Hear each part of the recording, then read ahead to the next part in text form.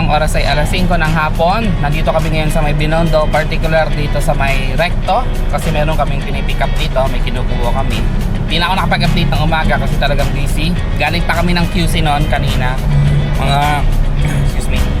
Mga banda alas 3 gano'n. Tapos tanghali na kami nakalarga kaya medyo talagang hapit sa oras. Anyway, nakarating naman kami dito. Ayun na si engineer. Kasama si Tilibe. So, update ako maya. Kami sa MOA ngayon, 6:38 po ng gabi.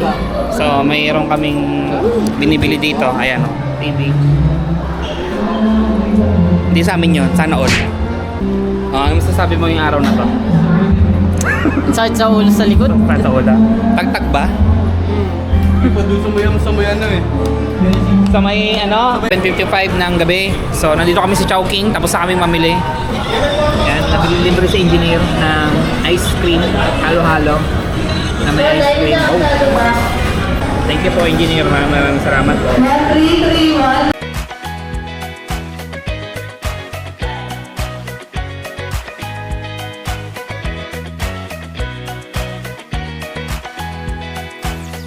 Good morning, it's a brand new day. Ang oras ay 7:37 po ng umaga. Nandito kami ngayon sa Imus. Papunta kami ng dito sa Cavite. And then pupunta kami ng Batangas. Yun ang mga isa sa mga magaganap ngayong araw na to. So hinihintay ko lang si Bossing. Balik ako na. Time check tayo, ang oras 5:01. Nandito kami sa Maylipa exit pero nag-Jollibee muna kami. 1K tapos sa right lahat. Kasama ko yung mga class S. Tulad na nga kasama natin yung classes lahat. Lahat niya. Lahat yun. Update ulit ako mamaya. Grabe, na-traffic kami kanina.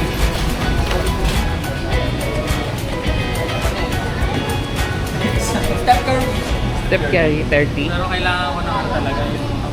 Ay, Jollibee! Wow! Bida ang saya! Hi! Ipupuna sir. Engineer, thank you. Mag-thank you kayo kay engineer. 1, 2, 3. Thank you. Paano ko haring alimaw eh. Adminor bigla eh. At yun na nga po, nandito pa rin kami sa Jollibee. 5:33 po ng hapon. So, na-decide si engineer na may bibiling kami sa may SM Lipa. So, pupunta muna kami doon. Then after noon, uuwi na kami sa Cavite. Mapapansin nyo, sobrang ulan. Ayan, maulan. Maulan siya. Ingat-ingat po tayong lahat sa daan, sa kalsada. Yun lang. Time check tayo. Ang oras ay 4:55 po ng hapon. Oh, mali.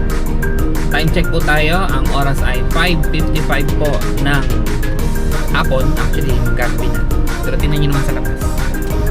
Maliwanag pa rin! Yan. Dito po kami ngayon sa SM. SM Lipa. May bibili lang po si engineer. Isinama niya yung mga ibang mga tao niya. Tapos ako, naiwan lang muna ako dito para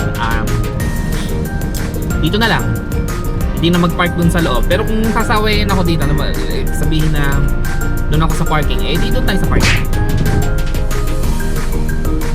Ginawa lang namin to para madali silang madali kaming makaalis ng mall.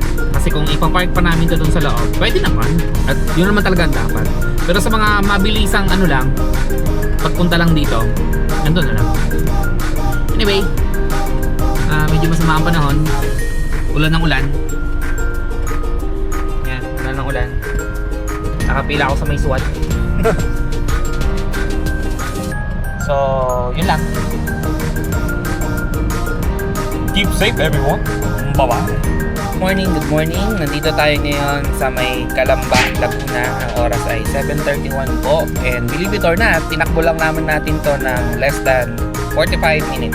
Papunta ng mula sa Area 1, Dasmariñas, Cavite to Carmona. Kasi walang traffic at morning. Yeah. Tada.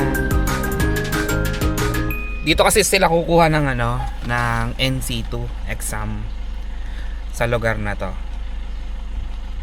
That's why. Sa may Jacobo Z. Gonzalez Memorial School. Actually, hindi tanghaling tapat eh. Mag-i-11 pa lang. Tinatamad lang akong tumitingin sa relo. Tumingin sa relo. Anyway, lumabas muna ako saglit. Bumili ako ng pampaloko. Charger yan. Nandito pa rin kami sa school. Nagtitake pa rin sila ng kanilang exam sa kanilang NC2. Kaya-kaya niya yan, guys. May school. Ayan. Lapit ako. Wait lang.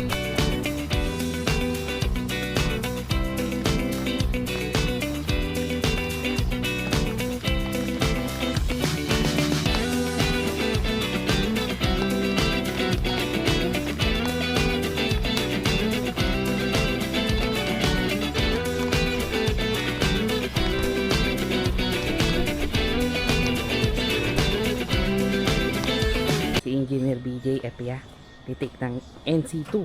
Hello. Basic. Basic. Hindi na ako makahinga eh. Ingat. Good luck.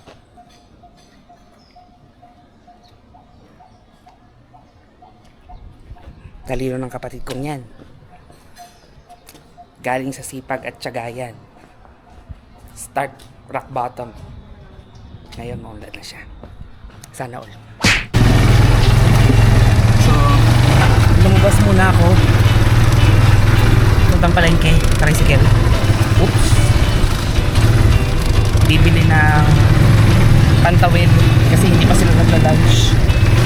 And then, bibili rin ako ng t-shirt para kay engineer.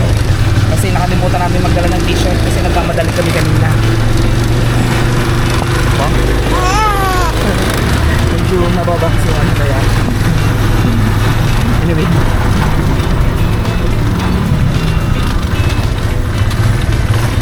Butang palengke.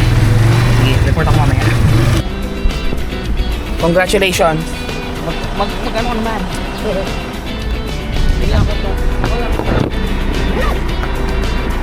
Yun na nga. Time check tayo. So, time check tayo. Ang oras ay 2:43 po ng tanghali at tapos na sila sa kanilang NC2. Sila po ay nakapasa. Congratulations sa kanilang lahat. Wow! Galing mo! So, iniintay ko na lang silang matapos. Tapos, dediretso na kami kung saan man ang susunod na destinasyon. Yun lang.